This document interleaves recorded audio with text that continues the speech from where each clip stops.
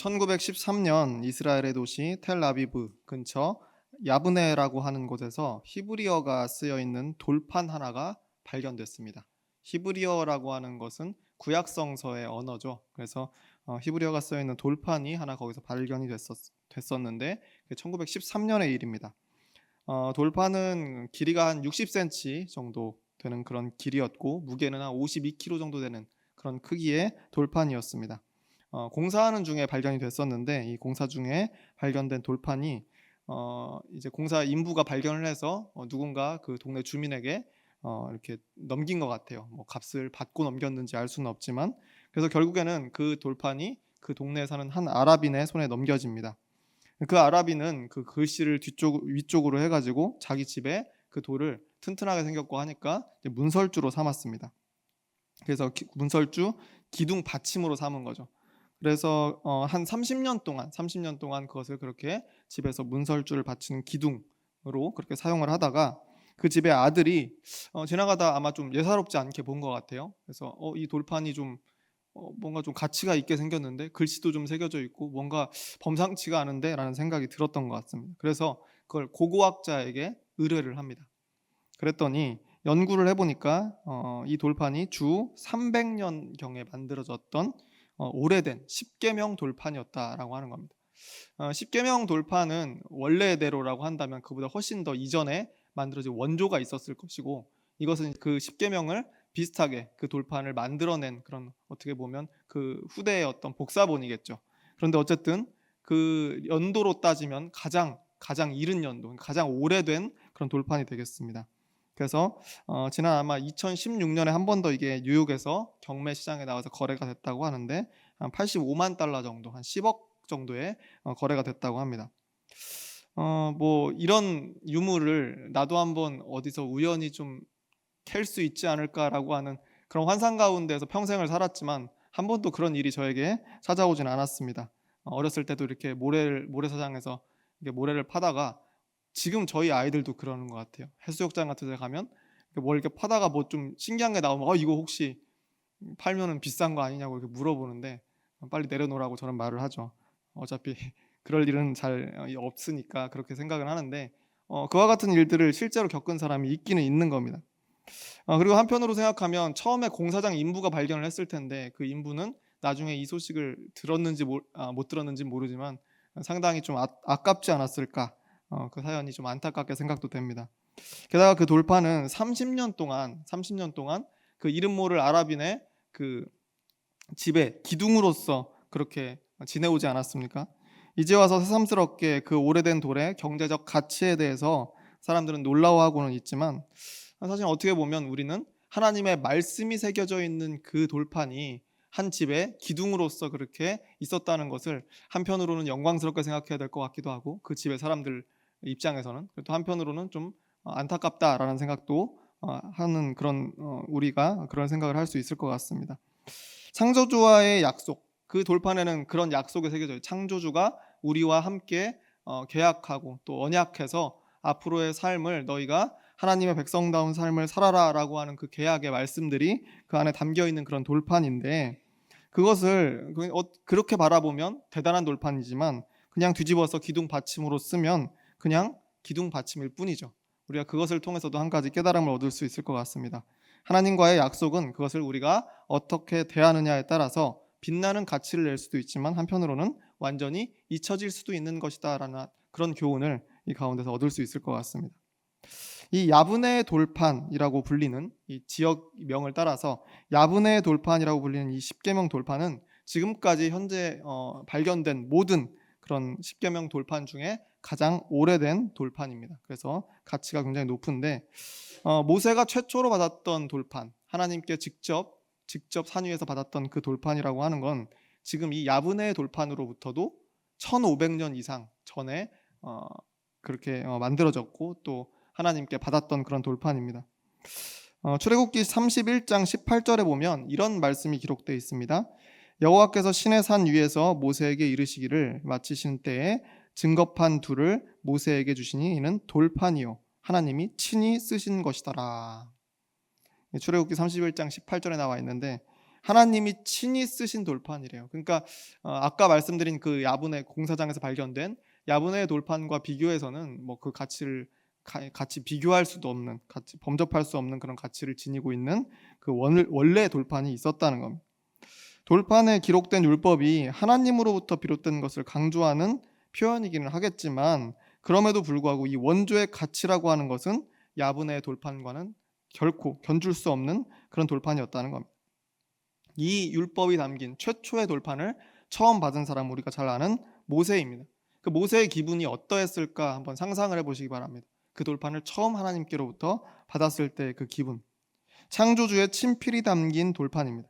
감히 상상할 수 없는 가치를 지닌 이 십계명 돌판을 아마 영광스러운 마음으로 떨리는 두 손을 가지고 받지 않았을까 생각을 해봅니다. 그런데 이 받고 있던 이 순간, 같은 시각에 시내산에서 돌판을 받던 모세의 감격, 그 감격스러운 순간과는 달리 그와 떨어져서 남겨져 있는 이스라엘 백성들은 매우 혼란한 상태였습니다. 막판에 이스라엘 백성들이 이집트에서 종살이를 하기는 했지만, 그래서 하나님께서 그 종살이의 힘듦을 보시고 그들을 애굽으로부터 탈출시키는 출애굽의 역사가 있기는 했지만, 역사적 긴 역사를 우리가 바라보면 그래도 이집트 땅에서 이스라엘 백성은 굉장히 번성했습니다. 잘 살았어요. 다른 민족들보다도 오히려 더 잘 살았습니다.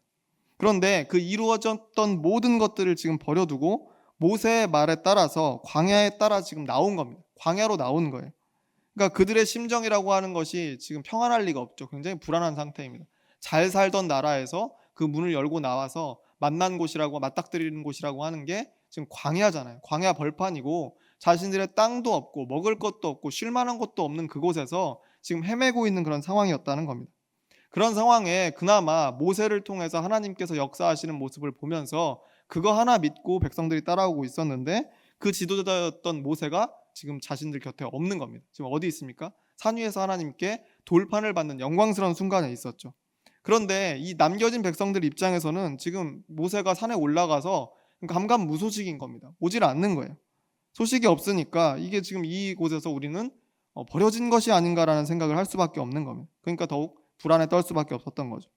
그래서 참다가 못해서 백성들이 지금 남겨져 있는 아론에게, 지도자의 그 오른팔이나 마찬가지였던 아론에게 이렇게 재촉을 합니다. 출애굽기 32장 1절 말씀인데요. 이렇게 되어 있습니다.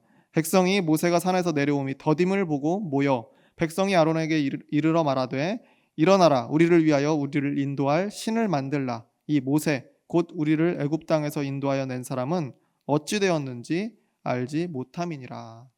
모세가 어찌 되었는지 알 수가 없다. 그냥 어디 가서 굴러 떨어져서 지금 오지 못하는 것인지, 혹은 그의 목숨이 다해서 죽었는지 알 수가 없다. 아니면 우리를 버렸는지 알 수 없는 것이다. 이미 소식이 없다라고 하는 거예요. 그래서 모세에 대한 희망을 버린 겁니다. 그러니까 이제 당장 우리를 먹여 살릴 여호와를 새로 만들어내라라고 이야기하는 겁니다. 설상가상으로 아론은 백성으로부터 금을 모으기 시작합니다. 이제 그걸 진짜 실행하려고 해요. 그러니까 아론 정도 됐으면 사실은 그걸 좀 진정시킬 수 있는, 아마 그래야 되지 않을까, 그런 입장에 있지 않았을까 생각을 하는데, 아론 또한 어떤 마음에서였는지 백성의 요구를 들어줍니다. 그래서 금을 모아서 녹여서 송아지의 형상을 만들어냅니다. 그리고 이 백성들은 그것을 여호와 하나님으로 여기고 제사를 드리면서 그 앞에서 문란한 축제를 벌입니다. 이건 가나안 땅에 있었던 그런 풍요의 신들, 아세라와 그리고 또 바알이라고 하는 그런 풍요의 신들에게 드리는 제사의 행위와 동일한 모습을 띠고 있었습니다. 그러니까 모세는 지금 감격스러운 마음으로 하나님의 그 돌판을, 계명이 담긴 그 돌판을 받고 있었는데, 거기에는 또 이스라엘 백성들이 지켜야 할, 하나님의 백성으로서 지켜야 할 법도들이 딱 써 있지 않았습니까? 멋지게 새겨져 있었던 그 돌판의 모습과는 달리 그 같은 시간에 이미 백성들은 그 계명들을 받기도 전에 하나님을 배신하고 있었다는 이야기입니다. 어떻게 보면 이것이 우리 인간들의 현 주소가 아닌가 생각을 해봅니다. 하나님께서는 오늘 본문 7절에서 모세에게 이렇게 말씀하십니다. 우리 한 목소리로 읽어보겠습니다. 여호와께서 모세에게 이르시되 너는 내려가라. 내가 애굽 땅에서 인도하여 낸 내 백성이 부패하였도다. 부패했다, 타락했다라고 이렇게 이야기하고 있습니다. 그리고 나서 8절에서 이어서 자세하게 내용을 알려주시는데 뭐라고 하냐면, 그들이 내가 그들에게 명령한 길을 속히 떠나 자기를 위하여 송아지를 부어 만들고 그것을 예배하며 그것에게 제물을 드리며 말하기를 이스라엘아 이는 너희를 애굽 땅에서 인도하여 낸 너희 신이라 하였도다. 돌판에 새기기 이전에 이미 하나님은 이스라엘에게 지켜야 할 법도를 다 알려주셨습니다. 이미 모세를 통해서 사실 그 돌판에 새기지 않아도 다 알려주셨어요. 그런데 이 성경의 표현대로 하면 속히, 다시 말해 벌써 그 길을 백성들이 벗어났다라고 말씀하시는 겁니다. 그리고 나서 이어서 자기를 위하여 송아지를 부어 만들었다라고 그렇게 이야기하고 계십니다. 자기를 위하여라고 하는 말은 스스로 만들어냈다는 이야기죠. 하나님은 이스라엘 백성을 구원하신 분이 누구인지를 기억하기를 바라셨습니다. 그게 하나님이시죠. 그 여호와 하나님께 전적으로 기대는 삶을 살아가기를 바라시면서 이스라엘 백성들을 인도하셨다는 말입니다. 그런데 출애굽의 역사가 얼마 지나지도 않아서, 지금 애굽 땅에서 나온 지 얼마 되지도 않아서 이스라엘 백성들은 하나님의 은혜에 기대기보다는 자신들의 필요에 의해서, 그리고 또 자신들의 입맛에 맞는 신을 스스로 만들어냈다라고 하는 겁니다. 이미 애굽으로부터는 탈출을 했으니까 당장 필요한 것은 이 광야에서 살아남기 위해 필요한 그런 모든 것들을 채워주시는 신이다라는 생각이 있었던 것 같아요. 그러니까 그 입맛에 맞춘 신을 만들어낸 것이 금송아지 상을 만들어내서 그 상을 믿기 시작했다라고 하는 겁니다. 원래 하나님께서 이스라엘 백성을 광야에서 오랜 시간 동안 훈련시킨 이유도 이 가나안 땅에 들어갔을 때 가나안 땅에서 행해지고 있는 이와 같은 풍요와 다산의 신들에 대한 제사, 이 제사 행위가 옳지 않았기 때문에 그것에 물들지 말라고 광야에서 오랜 시간을 훈련시키셨던 거거든요. 그런데 가나안 땅에 도착도 안 했는데 이미 이스라엘 백성은 스스로 그와 같은, 이 가나안의 제사와 같은 모습을 만들어냈다는 겁니다. 하나님의 섭리에는 관심이 없고 물질적인 풍요, 안전, 쾌락을 보장하는 신을 이 백성들이 원했던 겁니다. 하나님이 가장 경계하던 그 선을 넘어버린 거죠. 물론 우리가 하나님의 입장을 감히 다 헤아릴 수는 없겠지만 적어도 하나님의 기대를 완전히 무너뜨리는 가장 가증스러운 일 중에 하나가 바로 오늘 이 백성들이 행하는 일이 아닐까, 저는 그렇게 생각을 합니다. 그래서 하나님께서는 이스라엘 백성들을 이렇게 표현하고 계십니다. 9절 말씀입니다. 9절 말씀이 이렇게 되어 있습니다. 여호와께서 또 모세에게 이르시되 내가 이 백성을 보니 목이 뻣뻣한 백성이로다. 목이 뻣뻣하다라는 표현은 우리식으로 이야기하자면 고개를 숙일 줄 모르는 어떤 거만함, 이런 것들을 상징합니다. 그런데 성경에서 말하는 뜻은 그와는 조금 다릅니다. 낙타나 말 같은 짐승의 곧비를 이렇게 잡아당기면서 주인이 가자고 하잖아요. 곧비를 잡아당기면서 가자고 하는데 가지 않고 버티는 모습, 그것을 목이 뻣뻣하다라고 이렇게 표현하고 있다는 겁니다. 고집스럽고 답답한 모습, 가자고 주인이 이야기하는데 가지 않는 모습. 하나님은 이스라엘 백성들을 이끌고 생명의 길로 인도하려고 곧비를 지금 당기고 계시는데 끝끝내 이스라엘 백성들은 버티면서 가지 않겠다고 고집을 부리고 있다는 겁니다. 이 상황을 보면 지금 사실 동등한 존재끼리의 싸움이 아니지 않습니까? 창조주가 계시고 피조물들이 있습니다. 창조주 하나님에 대적하는 피조물들의 모습이라고 하는 그 사실을 우리가 생각을 해보면 사실 이 상황이 말이 안 되는 상황이죠. 어처구니가 없는 상황입니다. 그래서 누구나 예상할 수 있는 결말이 다가옵니다. 10절 말씀이 이렇게 되어 있습니다. 그런즉 내가 하는 대로 두라. 내가 그들에게 진노하여 그들을 진멸하고 너를 큰 나라가 되게 하리라. 우리 한 목소리로 함께 더 읽어보겠습니다. 그런즉 내가 하는 대로 두라. 내가 그들에게 진노하여 그들을 진멸하고 너를 큰 나라가 되게 하리라. 그들을 진멸하시겠다라고 하나님께서 말씀하십니다. 이 말을 듣는 모세가 아마 가슴이 철렁했을 겁니다.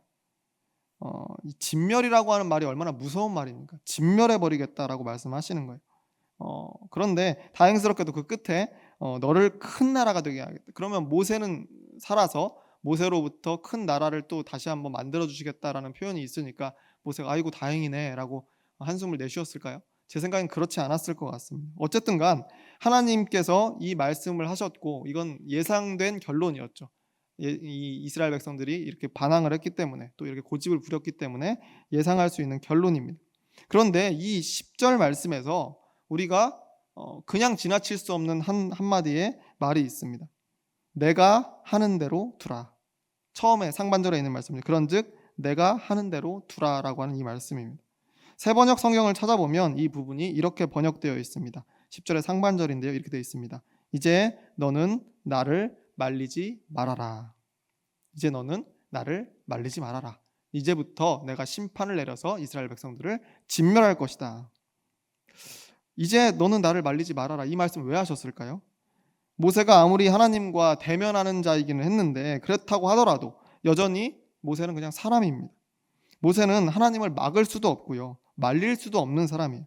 그럴 권한도 능력도 없는데 왜 하나님께서는 모세에게 말리지 말라라는 말씀을 하셨을까요?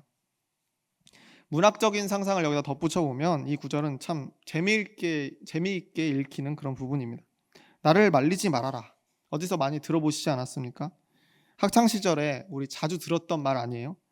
학창 시절을 생각해 보면 보통 하루에 한두 번씩, 저 시절엔 그랬습니다. 하루에 한두 번씩 꼭 반에서 이 싸움이 있었습니다. 주먹 다짐이 있었는데 그때마다 막 다른 반에서도 막 구경을 옵니다. 구경을 와서 야, 누구랑 싸우는데 누가 이길까 막 구경합니다. 싸움 구경이 제일 재밌다고 하는데 거기서 심심치 않게 들려오는 고함 중에 이런 말이 꼭 있습니다. 야, 나 말리지 마. 나 말리지 마. 지금부터 나 지금 쟤 가만 안 둘 거야. 말리지 마라고 이야기합니다. 이게 진짜 화가 나서 물불 가리지 않는 친구들은요, 이런 이야기 안 합니다. 그런 이야기 하기 전에 주먹이 먼저 날아가겠죠. 큰 소리로 나 말리지 마 하고 막 뭐 옆에 뭐 책걸상 막 쓰러뜨리고 안경 있는 거 벗고 막 이런 친구들은 보통은 이게 시간이 오래 걸립니다. 싸우기까지. 왜 오래 걸릴까요? 속뜻이 있죠. 말리지 마. 말려달라는 거죠. 무서우니까 나 좀 말려달라. 이런 말 아니겠습니까? 이 표현은 우리말뿐만이 아니라 세계 어느 곳에 가든지 있습니다. 나 말리지 마. 나 이제부터 지금 제대로 할 거야. 말리지 마. 근데 그 말리지 마라고 하는 말 속에는 좀 말려줘. 누가 좀 와서 나 좀 이렇게 말려줘. 라고 하는 그런 마음이 담겨 있다는 겁니다. 세계 어디에서나 있는 공통어입니다. 물론 하나님께서 모세에게 너는 나를 말리지 말아라. 내가 하는 대로 두라. 라고 이렇게 말씀하실 때의 마음은 아이들이 싸움을 두려워해서 말했던 그것과는 당연히 달랐겠죠. 그런데 진짜로 말리지 말라고 하신 것은 아니다라고 하는 것을 우리가 유추할 수가 있습니다. 적어도 하나님께서 이 말씀을 하심을 통해서 그 무자비한 심판, 무자비한 진멸, 그 진멸에 대해서 이 모세가 자기 백성을 변호하면서 한 번쯤 말릴 기회를 주셨다라고 하는 것은 확실합니다. 여지를 한번 주신 거죠. 말릴 수 있는 그 박자를 한번 모세에게 허락을 하신 겁니다. 진짜 단칼에 진멸하실 거라는 그런 계획이셨다면 이런 말이 왜 필요했겠습니까? 그냥 뭐 허락을 왜 받으세요? 모세한테 이제부터 나 말리지 마라는 말씀을 하실 필요가 없지 않겠습니까? 모세에게는 그런 권리나 능력이 없었는데 굳이 내가 하는 대로 두라. 나를 말리지 말아라 라고 말씀하신 것은 백성을 포기하지 않으셨다는 말씀이고 또 그들의 변호를 모세에게 기대하셨다는 말씀입니다. 모세는 그 말씀의 의도를 제대로 읽었던 것 같습니다. 그래서 백성을 변호하기 시작합니다. 11절부터 13절까지 말씀인데 긴 말씀이기 때문에 제가 읽어드리겠습니다. 모세가 그의 하나님 여호와께 구하여 이르되 여호와여 어찌하여 그 권능과 강한 손으로 애굽 땅에서 인도하여 내신 주의 백성에게 진노하시나이까? 어찌하여 애굽 사람들이 이르기를 여호와가 자기의 백성을 산에서 죽이고 지면에서 진멸하려는 악한 의도로 인도해 내었다고 말하게 하나이까? 주의 맹렬한 노를 그치시고 뜻을 돌이키사 주의 백성에게 이 화를 내리지 마옵소서. 주의 종 아브라함과 이삭과 이스라엘을 기억하소서. 주께서 그들을 위하여 주를 가리켜 맹세하여 이르시기를 내가 너희의 자손을 하늘의 별처럼 많게 하고 내가 허락한 이 온 땅을 너희의 자손에게 주어 영원한 기업이 되게 하리라 하셨나이다. 이렇게 변호합니다. 사실 이 변호하는 내용을 잘 읽어보면 이 변호할 것이 없는 상황 가운데 정말 모으고 쓸어 모아서 정말 할 수 있는 모든 표현을 다 다해서 모세가 열심히 변호하고 있습니다. 하나님께서는 지금 값없이 그들을 구원하고 새 땅을 허락하고 새로운 선한 질서를 훈련시켜서 사람다운 삶을 살도록 해주시겠다라고 약속을 하시면서 출애굽을 하나님께서 실행을 하셨습니다. 그런데 이스라엘이 그 복을 계속 걷어차는 중에 있는 거죠. 고삐를 버티는 망아지처럼 고집을 부리고 약속을 어기면서 은혜를 저버리고 있는 겁니다. 그러니까 사실 변호할 수가 없는 상황입니다. 그럼에도 불구하고 모세는 지금 최선을 다해서 그 백성들을 변호하고 있습니다. 이 변호의 내용들을 다 읽어보면 별로 논리적으로 완벽하지도 않습니다. 누가 들어도 그러니까 진짜 하나님께서 용서해 주셔야겠네라고 이렇게 고개를 끄덕일 만한 달변도 아니었습니다. 그냥 모세가 최선을 다하고 있는 것은 알겠는데 아무리 거듭 읽어봐도 백성들이 우상을 만들고 타락한 죄에 대해서 전혀 정상 참작이 되지 않을 것 같았습니다. 그런데 하나님께서는 이 변호를 듣고 이렇게 말씀하십니다. 14절 말씀인데 우리 한 목소리로 읽어보겠습니다. 여호와께서 뜻을 돌이키사 말씀하신 화를 그 백성에게 내리지 아니하시니라. 아멘. 설득력이 분명히 없었거든요. 변호할 만한 내용도 아니었고 그 변호의 내용 자체도 그렇게 신빙성 있는 내용도 아니었고 또 그들이 지은 죄에 대한 어떤 잘못을 고하는, 그래서 용서를 구하는 그런 내용도 아니었다는 겁니다. 그런데 이 설득력이 없는 것처럼 보이는 변호를 듣고서도 하나님께서는 마음을 돌이키셨습니다. 아까 말리지 말라고 말씀하셨던 그 말씀이 마치 어서 나를 말려라, 말리기만 하면 용서해 줄게 라고 하는 뜻처럼 읽히는 겁니다. 지금 하나님의 은혜를 입고도 그 은혜를 잊어버리고 계명을 정면으로 거역하여 배신한 백성들에게 하나님은 심판의 마음을 거두고 계십니다. 할 수만 있으면, 뭐라도 이유만 있으면, 아주 작은 근거만 있으면 어떻게든 다시 기회를 주고 싶어 하시는 분이 바로 하나님이시라는 겁니다. 이것이 바로 하나님의 긍휼하심을 목격할 수 있는 중요한 구절이 아닐까 저는 생각을 합니다. 하나님은 분명 긍휼하신 분입니다. 용서하시기를 원하시는 분, 회복을 기뻐하시는 분이죠. 역대하 7장 14절 말씀에 이렇게 되어 있습니다. 내 이름으로 일컫는 내 백성이 그들의 악한 길에서 떠나 스스로 낮추고 기도하여 내 얼굴을 찾으면 내가 하늘에서 듣고 그들의 죄를 사하고 그들의 땅을 고칠지라. 누가복음 15장 7절에는 또 이런 말씀이 있습니다. 내가 너희에게 이르노니 이와 같이 죄인 한 사람이 회개하면 하늘에서는 회개할 것이 없는 의인 99으로 말미암아 기뻐하는 것보다 더하리라. 베드로후서 3장 9절 말씀엔 이런 고백이 있죠. 주의 약속은 어떤 이들이 더디다고 생각하는 것 같이 더딘 것이 아니라 오직 주께서는 너희를 대하여 오래 참으사 아무도 멸망하지 아니하고 다 회개하기에 이르기를 원하시느니라. 마지막으로 요한 1서 1장 9절 말씀에 또한 이런 말씀이 있습니다. 만일 우리가 우리 죄를 자백하면 그는 미쁘시고 의로우사 우리 죄를 사하시며 우리를 모든 불의에서 깨끗하게 하실 것이요. 많은 성경 구절들이 하나님의 긍휼하심을 이야기하고 있습니다. 하나님은 역시 긍휼하신 분입니다. 그런데 오늘 말씀 속 모세를 보자면 하나님은 분명 그 긍휼을 행하시기 전에 예언자의 변호함을 원하신다는 것을 알 수가 있습니다.